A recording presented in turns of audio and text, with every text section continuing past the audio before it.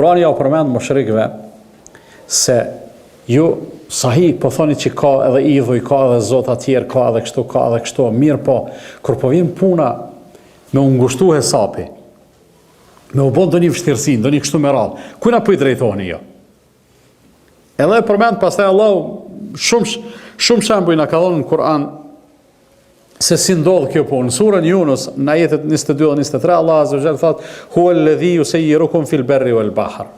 Allahu është ai i cili juve ju bën të mundshme me ecë në për tokë edhe në për ujë, në për det. Hatta idha kuntum fil fulk, kur t'jeni në det, keni hyrë në anije, wa jarayna bihim bi rihin tayyiba. Edhe anijet lundrojnë me çka? Me çfarë force kanë lundruar anijet në të kaluar? Me erë, me forcën e erës, s'ka pas motora atëherë sikur tash. Me erën, thot bi rihin tayyiba, fillojnë anijet me lundru me erë të mirë, të bereqetshme. Pastaj çka ndodh për një çast jaet wa farihu biha, dhe njerëzit rahat aty të bo çef. Jaet harihun asifun wa jaahum al-mawju min kulli makan. Atëherë vjen një stuhi, një furtunë. Edhe u vin dallgët nga të gjitha anët. Wa dhannu annahum uhita bihim. Edhe ata bindën në atë moment që dej çto e pas kim pas ka më për neve. Domethënë u kry muhabeti jon, da'u Allah mukhlisina lahu ad-din. La in anjaytana min hadhihi lanakunanna min ash-shakirin.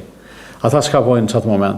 Harrojnë që ka dikun Lat, ose Uzza, ose Manat, ose atjetra, hiç, veç Allahu ju bën me. Edhe lusin Allahun, madje nuk e lusin me hipokrizi. Da'u Allah mukhlisina lahu ad-din. E lusin me sinqeritet. O Zot, na pështoft që sa i radhe, kena me ta ditë për ne. Çto është insani, interesant. Kur është ngusht i haron krejt ato dredhit, krejt dallaveret veç me Allahun lidhet. Pse se shejtani ik, kur është njëri në zor, shejtani ja kthen shpinën. Edhe njëri kfjellet në ato momente edhe funksionon veç ajo lidhja e natyrshme që njeriu edhe duhet me e pas ajo është lidhja me Allahun fuqi plot. Edhe thonë o Zot,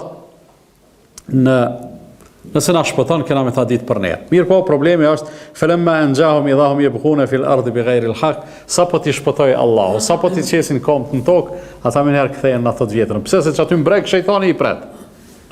Del edhe i thot hajde a moj ta pshtut, po hajde tash se janë do zotash atje që ju keni borx aty, ne harrone këto që ju pshtaj.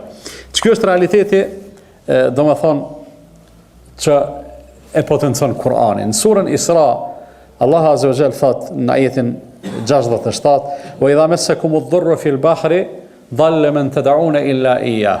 Kur t'ju godet e keqja në deti, ju hupin krejt ata që ju i thirrni ose i lutni përveç Allahut. Do të ketë ju hupin, kërkush s'ju bën mend përveç Allahut subhanahu wa ta'ala. Edhe kjo ka sigurisht ajete të shumta që flasin për këtë temë. Parafërsisht edhe me formulim janë të parafort edhe të njëjtë, tu e pas parasysh rëndësinë e temës. Po pyetja shtrohet nëse njeriu vjen në situata të këtilla, edhe me qenë ato momentet e fundit të jetës tij, atëherë rreziku është që ajo mos më u pranu. Sikurse ka ndodhur rasti i faraonit, i cili në momentin kur e pa se po fundoset, tha edhe unë po besoj. Bila ishte halama mushrik, edhe më i keq se këta se ai pretendonte se vetë është Zoti. Mirë po prapë në ato momente e pa që asaj vetë, as kërkush tjetër përveç Allahut, Zotit të Musait edhe të Harunit, edhe tha unë tash po i besoj atij Zoti, mirë po nuk e pranoi Allahu Azza wa Jall atë pendimin edhe besimin e tij. Bile disa hadithe që ndran se Xhibrili ka ardhur te pejgamberi sallallahu alaihi wasallam edhe i ka kallëzuar diçka për faraonin. I ka thonë o Muhammed, kur do i kemu myt faraoni, edhe thojke unë po besoj se nuk ka Zot përveç atij cilit i besun benu Israelit, thot unë atin çka bëjsha, e musha grushtin dhe ja gjujsha në gojë, që mos me mujt me thonë fjalën e besimit, se u tut që ati që mos Allah pja pranon besimin. Do isha me u myt sa zullumçar u kon, me u myt çashtu që shokon. Edhe realisht Allah Azza wa Jall çashtu e ka marr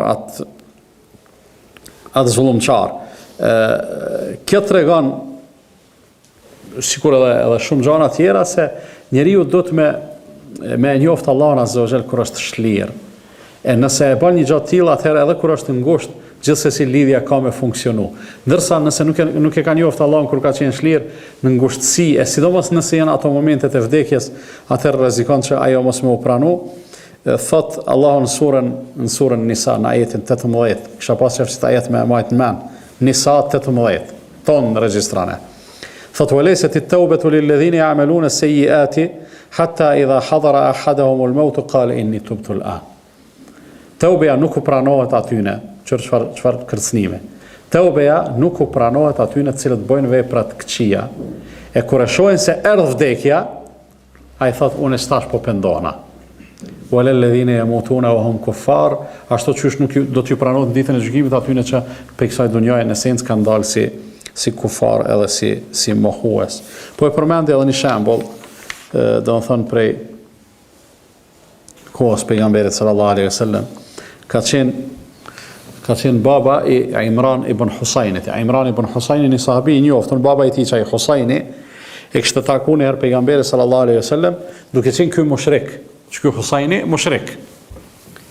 Edhe po I thot pejgamberi sallallahu alaihi wasallam, ky Imrani tash po kallzon, thot pejgamberi sallallahu alaihi wasallam ka thon babës tan, I ka thon sa zota I ki.